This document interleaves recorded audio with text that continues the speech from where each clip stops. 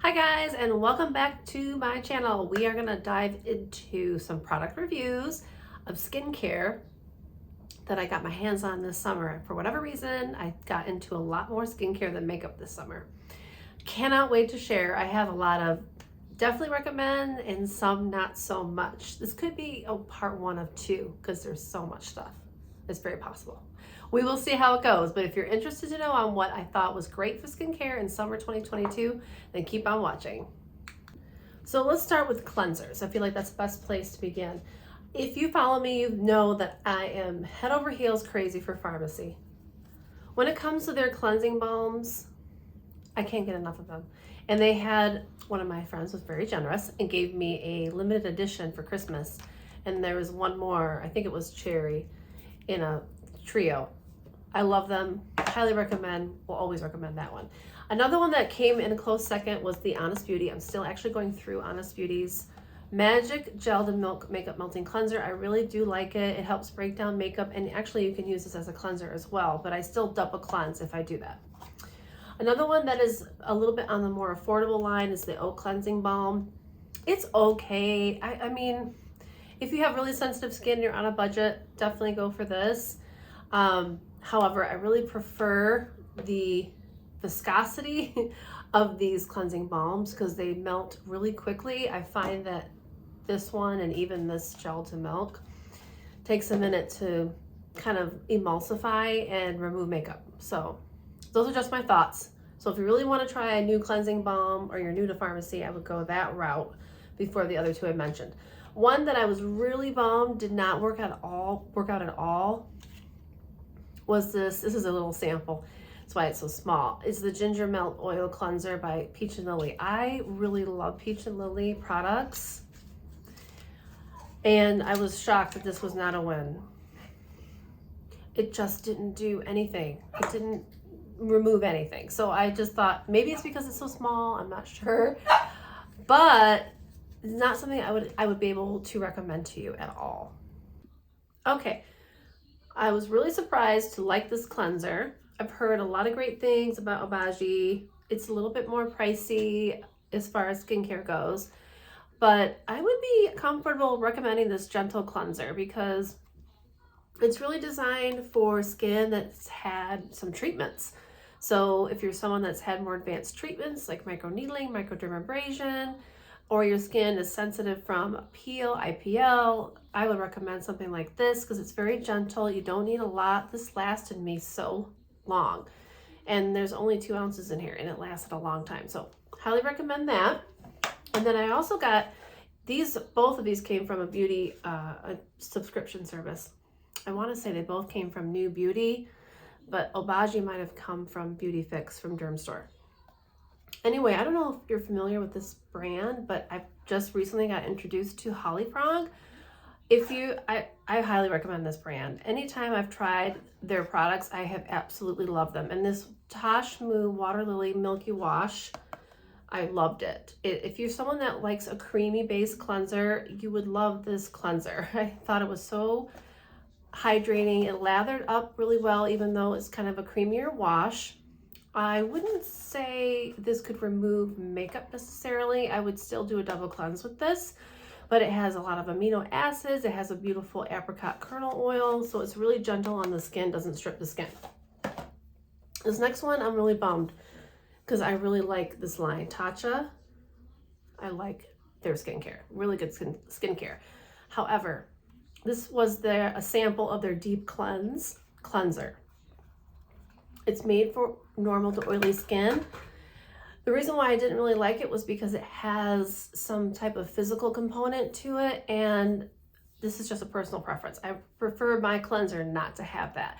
If I want a physical piece where I'm going to exfoliate, I'm definitely going to rely on my exfoliator to do the work for me. I don't really want it in my cleanser because I feel like that's just too much. However, if you're someone that just wants to do a one step, maybe they don't need an exfoliation treatment or want an exfoliator, then maybe you would like this cleanser. So those are my thoughts on those cleansers. Okay, so I feel like the next step after we cleanse sometimes is using a toner.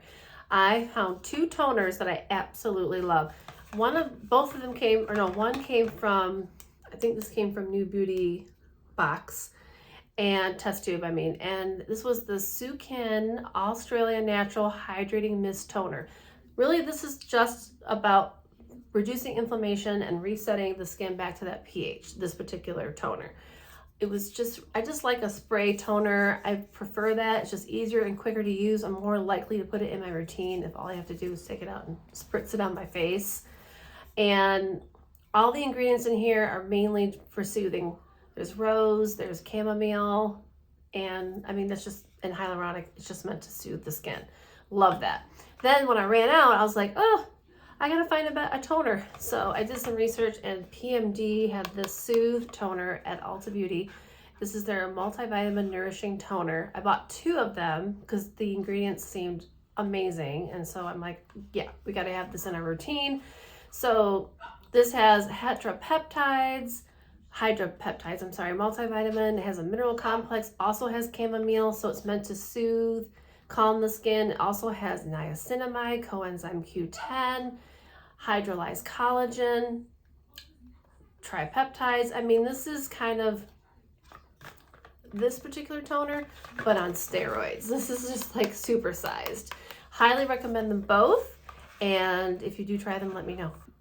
Okay, so I went to Brightening Products. I earned this through SkinCeuticals. I became one of their level 1 ambassadors, and so they gifted me this vitamin C E Ferulic. I use it in the treatment room at work at this medical spa, and listen, this is worth every penny. It is a very good product. I know there are dupes out there, but I do like this product. I saw a huge improvement in my hyperpigmentation, especially along this side of my face. I have a lot of dark spots, and I really do see why they've gone to the depths to prove the efficacy of this. And it's the formulation that every other vitamin C serum has copied. So I would say that it's worth every penny. It is a bougie product, but it does work. Then I also got a small sample of another SkinCeuticals product in one of my subscription services. This is the Discoloration Defense, and it's basically full of tranexamic acid. And I went through one whole tube, and then I had another one in my subscription box, so I got 2 of them. I feel like if you're someone that has hyperpigmentation that's very superficial, that lays on the surface of your skin, that would work for you. I'm going, like I said, on my 2nd bottle, and I use it in the morning, and I don't think that worked as well as this. So here's a big difference between tranexamic acid and ascorbic acid. So ascorbic acid in its purest form is always going to be the holy grail of vitamin C, typically. Tranexamic acid is a vitamin C ester, so it's kind of a whisper form of your ascorbic acid. Still effective, but it's made for those, like I said, that have superficial layer of hyperpigmentation and or they're sensitive to ascorbic acid, because it is very potent, especially at a 15%, which is this. If you're someone that has discomfort from using a vitamin C, then yes, I would jump into the Discoloration Defense. But if you have really mature skin and really deep rooted melasma or hyperpigmentation, I would forego that. I don't think it's strong enough to help aid that. It might be doing work, but the thing is, we don't always know how deep those spots go. If you're at the dermis layer, honestly, most topicals are only going to be a band-aid. Yes, it's going to help. Vitamin C specifically will help with collagen and elastin stimulation. That's great. But when it comes to actually brightening the skin and minimizing a dark spot, if it's into the dermis, depending on how deep that is, you really can only fix that with laser. And that's a whole nother conversation, because that just, laser, the type of laser is going to depend on your skin tone, your undertone, all of these things. So these are just my thoughts as a working esthetician. So long story short, this is why we're going to make this probably part 1 of part 2, because these are important things to learn. Get vitamin C, ascorbic acid, Ce Ferulic, yes. Tranexamic acid, yes, if you don't have real deep-rooted spots. I hope that helps. Okay, exfoliants. I didn't really do too much with new exfoliants except for the Daily Milkfoliant by Dermalogica. So the Milkfoliant really was designed for the real sensitive skin type in mind. The Daily Microfoliant, which is their flagship product, it is next to their Preclons. This is what Dermalogica is known for. So the variation is definitely slight. However, where I feel like the ingredients are pretty similar, the formulation varies a lot when you come to the actual components of it, the actual grittiness of it. Milkfoliant is super gentle. Like I was using it and I'm so used to the Daily Microfoliant that I was like, what's going on? I don't feel anything because I'm just so ingrained. That's what we used in beauty school and I'm used to the texture. This was a little hard to sell for me. I'm not a sensitive skin type, but I can definitely see how if you have sensitive skin, this would be a fantastic milkfoliant for you. Just looking down at the ingredients, everything on here is meant to soothe the skin. It helps to brighten the skin. It's really devoid of the acids that you'll find in the Daily Microfoliant. That has salicylic acid. This does not. That's a big, huge difference right there. But as far as the efficacy, and if you're used to the Daily Microfoliant, you still get that nice frothiness with this because it's the same kind of consistency, just cut in half. So it's an oat-based powder, which is great for sensitive skin and irritated skin. So if you fall in that category, I would definitely give this a try.